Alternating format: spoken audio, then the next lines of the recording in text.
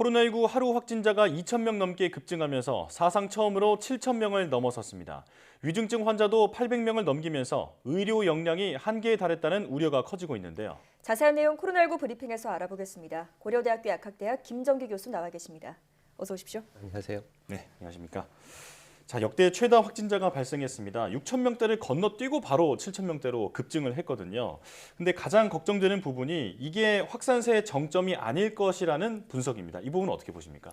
일단 지금 정점이 아니다라고 보는 게 맞을 것 같고요. 앞으로도 근데 가장 중요한 거는 지금이 정점이 되려면 이 어떤 유행세를 감소시킬 수 있는 방역 조치가 필요한데 사실상 그렇지가 않거든요. 지금 취하고 있는 거는 12월 달 한 달 동안의 특별 방역 대책을 지금 발표를 했는데 그리고 지금 시행 중이긴 합니다만 일단 그 내용을 보면 주로 이제 백신 패스 또는 방역 패스랑 관련돼 확대 적용하는 부분이고요. 네. 뭐 일정 부분 사적 모임 인원을 감소시키긴 했습니다만 이 정도의 방역 조치 강화로는 절대 지금의 유행세를 감소세로 다시 전환시킬 수는 없다. 이렇게는 보고 있습니다. 그렇기 때문에 정점이 아니다라고 볼 수가 있는데 뭐 월요일에 확진자 규모가 4,300명대를 보였거든요. 그러니까 이 수치로 봤을 때 실제로는 오늘 발표되는 확진자 규모는 원래는 다소 화요일날 감소를 하기 때문에 한 6,700명대 이렇게 볼 수가 있고 반면에 오히려 화요일날 증가를 했습니다. 그래서 4,900명대 한 600명 정도 예상보다는 증가를 했거든요. 그렇기 때문에 이 수치로 봤을 때는 수요일날 오늘 발표되는 수치가 8,000명에 도달할 수도 있었거든요. 근데 실제로 오늘 발표된 수치는 7,000명대 초반을 보이고 있는데 지금 오늘 날짜로 발표된 신규 확진자 규모로 다음 주 수요일 확진자 규모를 예측해 보면 10,000명에 도달할 가능성이 있다. 그러니까 지금 10,000명에 육박할 가능성이 있다라는 가능성이 계속 제기가 되고 있는데 그 시점이 당장 다음 주가 될 수도 있다. 이렇게는 보고 있습니다. 그러면 이 시점에서 적절한 방역 조치를 안 하고 지금처럼 계속 유지를 한다라고 하면 앞으로 뭐 2만 명, 3만 명까지도 신규 확진자가 증가할 가능성은 충분히 있다. 이렇게는 보고 있습니다. 유행세를 잡을 수 있는 방역 조치가 현재는 지금 부재하기 때문에 앞으로의 상황이 더 악화할 수 있다 이렇게 보고 계시는군요. 자, 확진자가 빠르게 늘면서 현재 병상 확충에도 빨간불이 켜진 상태입니다. 정부가 이를 보완하기 위해서 재택치료 개선 방안을 발표를 했는데요. 적절한 방안이라고 보십니까? 지금 단계에서 아무래도 이제 방역 당국에서는 그러니까 재택치료자의 가족이 같이 이제 격리가 되다 보니까 이런 어떤 공동 격리의 부담을 줄여주자라는 차원에서 지금 개선 방안을 발표했는데 제가 보기에는 내용적인 측면에서는 물론 일정 부분 그런 부분도 있습니다만 이 부분은 방역 당국의 재택치료 관리 부담을 줄여주는 차원이다라고는 보고 있습니다. 어찌됐든 내용적인 측면에서 이 대표적인 방안이 격리 기간을 열흘에서 7일로 단축을 시키는 방안이거든요. 근데 이 부분이 백신 미접종자까지 포함이 된다라고 하면 잠복기 때문에 위험성이 상당히 있다라고 볼 수가 있는데 지금 발표된 방안으로는 백신 접종 완료자에 한해서만 발표가 됐습니다. 그래서 뭐 이 부분이 방역 당국의 어떤 관리 부담을 줄여주든 아니면 공동 격리하는 우리 국민들의 부담을 줄여주든 어떤 차원이든 간에 지금 방법에 있어서는 재택치료자가 급격히 늘어나다 보니까 뭐 이 정도면 합리성이 있다라고는 보고 있습니다. 그래서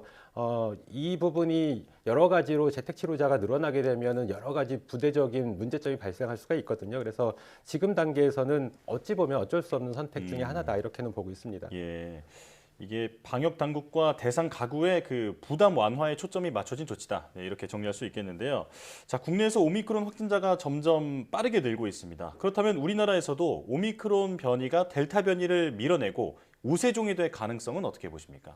우리나라에서 지금 오미크론 변이가 본격적으로 지역사회 전파가 이루어졌느냐 이 부분은 아직은 물음표다라고는 보고 있습니다. 지금 대부분의 어떤 오미크론 확진자분들이 다 기존의 오미크론 확진자와 연관성이 있거든요. 근데 가장 중요한 부분은 이 기존의 그 인천 교외발 이 부분과 연관성이 없는 실제로 그 경로를 알 수 없는 이런 확진자가 만약에 발생을 한다라고 하면 이 부분이 본격적인 지역사회 전파의 시작이다라고 볼 수가 있고요. 이 시점부터 해가지고 굉장히 빠르게 지역사회로 전파할 가능성이 상당히 높다. 왜냐하면 델타보다 지금 알려져 있는 거는 뭐 정설은 아닙니다만 한 3배에서 6배 정도 전파력이 높다라고 평가를 받고 있거든요. 그만큼 굉장히 빠르게 확산이 될 가능성이 있다. 그러면서 델타를 밀어내고 실제로 우세종이 될 가능성이 상당히 높다라고는 보고 있는데 일단 그게 어느 시점이냐라고 하는 부분이 있거든요. 델타 같은 경우에는 지난 6월에 우리 지역사회에서 그 전파가 시작이 됐거든요. 그러면서 8월 달이 되면 변이 바이러스 중에 50%를 넘어섰습니다. 실제로 이제 우세종화 됐거든요. 그러니까 네. 한 2달에서 3달 정도 걸렸는데 오미크론 같은 경우에는 얼마나 걸릴 거냐라고 하는 부분이 좀 있거든요. 네. 근데 제가 보기에는 한 유사한 정도의 속도가 걸릴 거다라고는 보고 있습니다. 물론 예. 전파력은 빠르긴 합니다만 당시와 다르게 지금 백신 접종률이 상당히 높다. 물론 오미크론이 백신 회피 능력이 있다라고는 알려져 있습니다만 이 부분이 어느 정도는 효과가 좀 남아 있을 걸로 보고 있거든요. 예. 그래서 이 부분이 긍정적인 부분과 부정적인 부분으로 작용할 가능성이 있다. 네. 다만 델타가 우리나라에서 지역사회 전파가 본격적으로 이룰 땐 여름이었고요. 네. 지금 오미크론 같은 경우는 겨울이거든요. 그렇기 때문에 계절적인 요인을 받아가지고 더 빠르게 확산할 가능성은 충분히 있다. 그래서 종합적으로 봐도 뭐 델타보다 유사하거나 아니면 델타보다 약간 빠른 이 정도 속도로 우세종화될 가능성이 상당히 높다. 이렇게는 보고 있습니다. 예. 네. 조금 더 연구가 이루어져야 하는 부분이기는 합니다만 방금 전에 이제 오미크론 전파력에 대해서 언급을 하셔서 이어서 질문 드려보겠습니다. 최근 한 인천의 한 식당 주인이 마스크를 쓴 채로 1분 정도 이 오미크론 확진 감염자와 얘기를 나눴는데 이후에 확진 판정을 받았습니다. 방역 당국은 공기 전파 가능성을 지금 열어두고 조사 중이라고 하거든요. 어떻게 보십니까?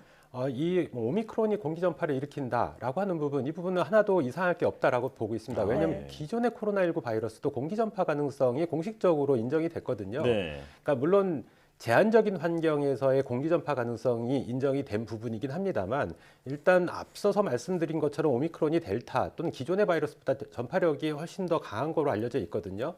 근데 델타 같은 경우에는 보통 한 연구 결과에 따르면 바이러스 입자가 한 1000개 정도 있을 때 체내에 침투를 해서 증상을 나타낸다 이렇게 알려져 있습니다. 네. 1000개보다 적을 경우에는 우리 면역 체계가 바이러스를 없애는 과정이 있거든요.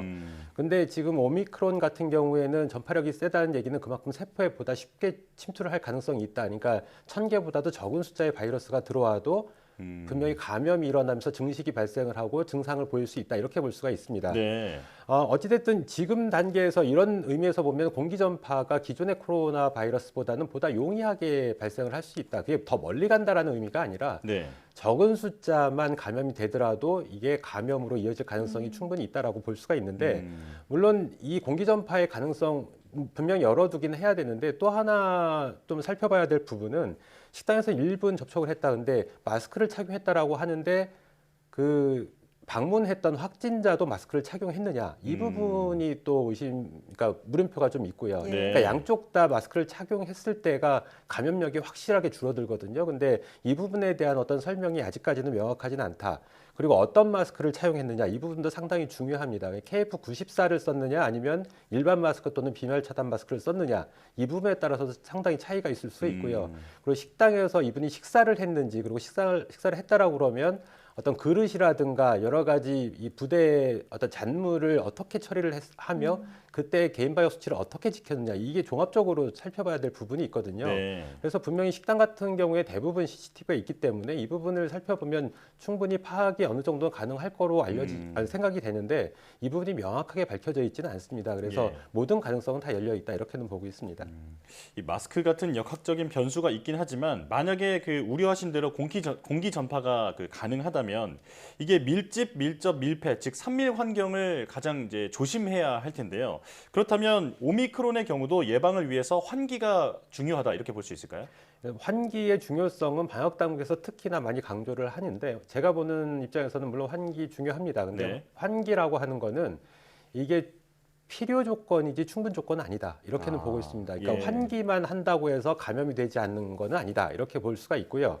가장 중요한 부분은 어찌됐든 마스크 착용이다. 그리고 여러 가지 사람들이 많이 몰려있는 이른바 금방 말씀하신 것처럼 3밀의 환경은 가급적 피하면서 마스크를 착용을 잘하고 그리고 3밀의 환경에서는 되도록 마스크를 안 벗는 게 가장 예. 중요하다. 이렇게 볼 수가 있습니다. 네.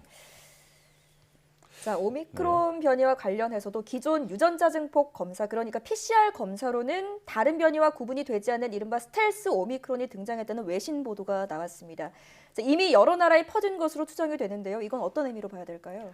지금 말씀하신 스텔스 오미크론 같은 경우에는 글쎄요, 제가 보기에 우리나라에 현재 사용하고 있는 PCR 진단법, 특히 그러니까 우리가 확진을 위한 진단법 말고 변이 바이러스를 감별하는 진단법도 같이 사용을 하고 있거든요. 네. 근데 그 부분은 우리가 이게 약간 전문 용어라 그렇긴 합니다만 PCR 진단을 할 때 프라이머라고 하는, 어떻게 보면 지금은 없는 예전에 펌프였을 때 마중물을 넣듯이 이렇게 양쪽에 어떤 특정 구역을 정해주는 부분이 있거든요. 그래서 그 안쪽에 들어있는 유전자 부위를 증폭을 하게 되는데 그 부분이 어느 위치에 설정이 돼 있느냐에 따라 가지고 이게 증폭이 될 수도 있고 안 될 수도 있습니다. 근데 우리나라에서 현재 사용하고 있는 PCR 감별 진단법에서는 그 오미크론을 선택적으로 잡아내지는 못한다. 그래서 네. 지금 타겟 유전자 진단법이라고 해서 그 스파이크 단백질 자체를 하든가 아니면 전장 유전체 검사를 하고 있거든요. 예. 근데 지금 말씀하신 해외 국가들 같은 경우에는 또 다른 감별 진단법을 사용할 수가 있고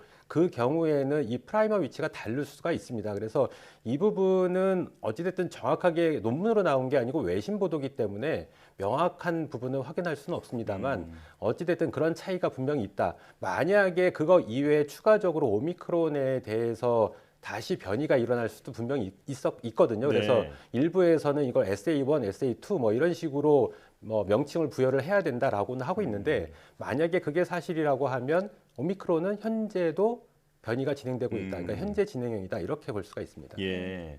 자, 알려진 게 별로 없는 만큼 불안감도 큰 것 같은데요. 이럴 때일수록 기본 방역 수칙을 다시 철저히 지켜야겠다 이런 생각이 듭니다. 자, 지금까지 고려대학교 약학대학 김종기 교수와 함께했습니다. 교수님 고맙습니다. 감사합니다.